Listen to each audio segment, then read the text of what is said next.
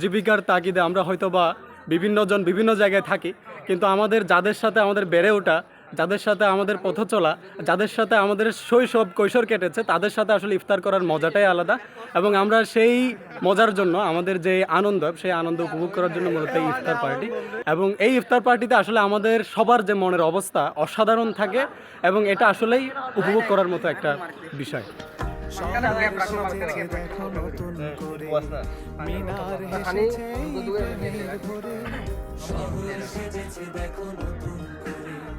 Feelings awesome, কিন্তু খারাপ লাগতেছে তাদের জন্য যারা এখানে টাকার অভাবে আসে নাই, টাকার জন্য আসে নাই।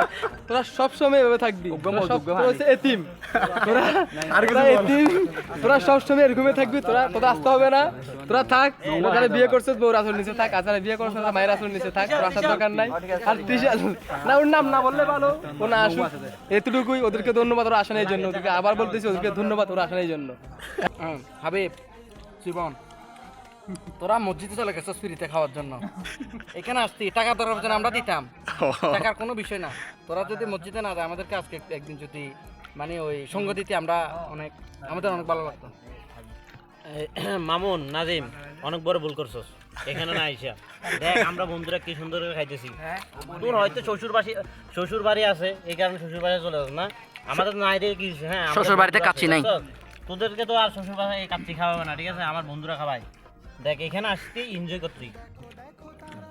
ছোটবেলা থেকে বেড়ে ওঠা বন্ধুদের সঙ্গে অনেকদিন বাদে দেখা হয়েছে, অনেক ভালো লাগতেছে।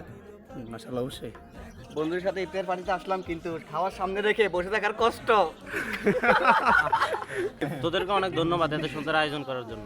থ্যাংক ইউ, সবাইকে থ্যাংক ইউ। কারণ হচ্ছে যে সবার এখানে সহযোগিতা প্রত্যক্ষ পরোক্ষভাবে ছিল বলেই আসলে এটা হয়েছে।